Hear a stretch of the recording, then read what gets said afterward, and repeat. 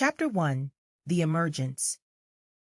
In the waning days of a world grown weary with strife and sorrow, the oceans roiled with a restlessness that whispered of ancient prophecies. The skies, once a canvas for the sun's majestic rise and fall, now bore the weight of an ominous gloom. It was in these troubled times that the first of the harbingers made its presence known, a beast from the sea, as foretold by the time-worn pages of the Apocalypse. The emergence was sudden, yet the world could not claim ignorance of the signs.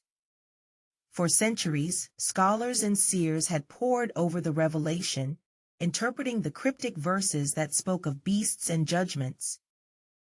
But, as is the way of humanity, the warnings faded into the background, obscured by the cacophony of daily existence. It began as a murmur among the waves, a dark shape that moved beneath the water with purpose and intelligence. Fishermen brought tales to the mainland of a creature vast beyond imagining, its body covered in scales that glistened like 1,000 eyes. The sea, once a source of life and livelihood, became a place of fear, as ships vanished and coastal villages woke to find their shores marred by strange, swirling patterns. As fear took root, the world's gaze turned reluctantly to the second omen, the beast from the earth. It rose not from the wilderness, but from the very heart of civilization, where the soil was choked with the detritus of progress. This beast bore the semblance of a lamb, yet its voice held the power of dragons, and it spoke great blasphemies that resonated with a dark allure. It commanded the people to worship the first beast, and many, lost in desperation, heeded its call. The two beasts, one from the depths and one from the land, were as different as night and day, yet they were bound by a singular purpose, to herald the end of an age and the beginning of a reckoning. The world watched, paralyzed by a mixture of awe and terror, as the beasts began their grim dance of destruction and deceit. In the shadows, a small band of resolute souls gathered, clutching at the tattered remnants of hope.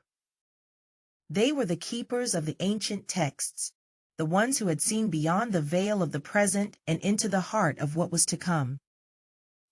With the emergence of the beasts, their mission was clear: to bear witness, to stand against the tide, and to search for the sliver of light that might yet pierce the gathering darkness. As the first chapter of the end unfolded, the earth trembled, the seas raged, and the fabric of reality strained at the seams. The emergence had begun, and with it, the final struggle for the soul of a world on the brink. Chapter 2. The Deception. The world, now in the throes of chaos, found itself ensnared by the beguiling influence of the two beasts. The beast from the sea, with its monstrous form that churned the ocean's depths, became a symbol of dread that haunted the dreams of those who dwelled by the water's edge. Its counterpart, the beast from the earth, wove a tapestry of lies so intricate that the very fabric of society began to unravel. The deception spread like a plague, carried on the breath of the beast from the earth. It promised salvation through submission, weaving a narrative of false hope that ensnared the hearts of the desperate.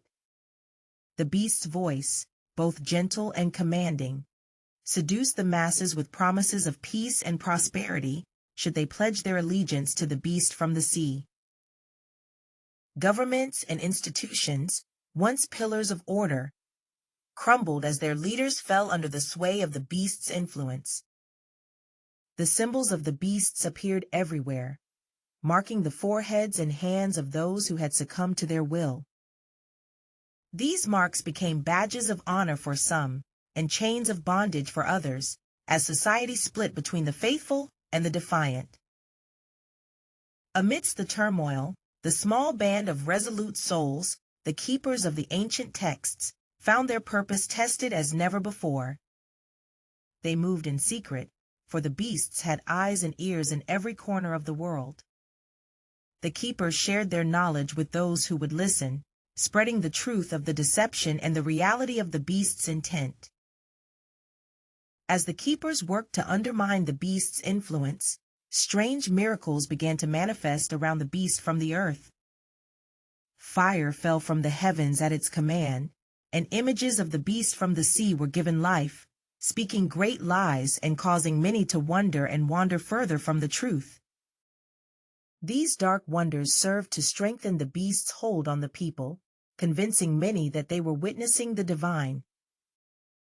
Yet, in the heart of the deception, there lay a fatal flaw. The beasts, for all their power, could not extinguish the spark of human spirit that burned in the keepers and those who heeded their call. Whispers of resistance grew into a murmur of defiance as more eyes were opened to the reality of the beast's tyranny. The keepers knew that the deception was but a prelude to greater horrors yet to come. They understood that the beasts sought not only to rule, but to remake the world in their image, a world devoid of free will, hope, or love. The keepers vowed to guard the light of truth, no matter the cost, for they believed that even in the darkest of times, a single flame could hold the power to dispel the shadows. As the deception wove its dark tapestry across the world, the stage was set for the next act of the apocalypse.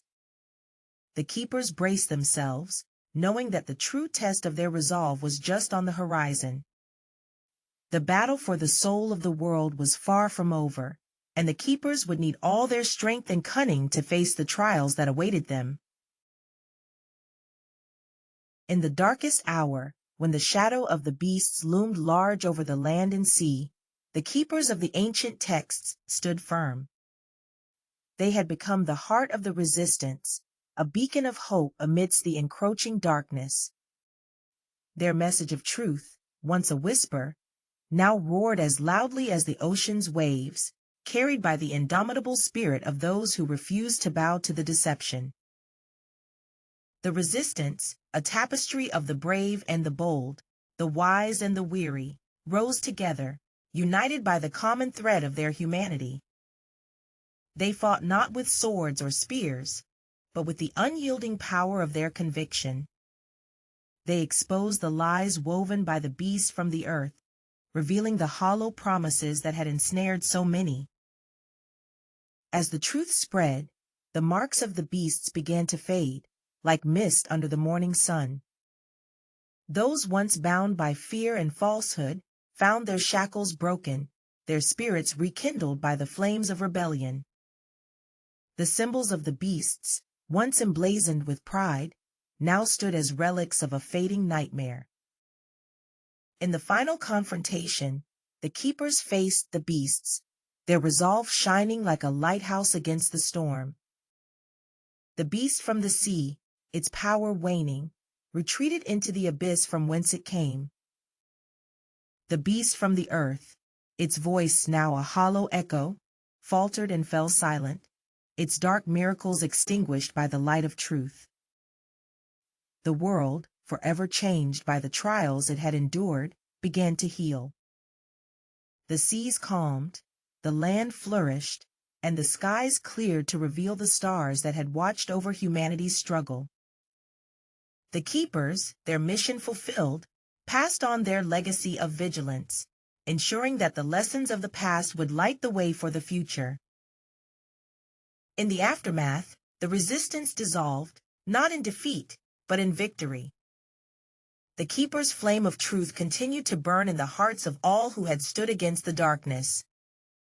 And so, the world, once on the brink of desolation, found itself reborn, its people stronger and wiser for having faced the apocalypse and emerged triumphant.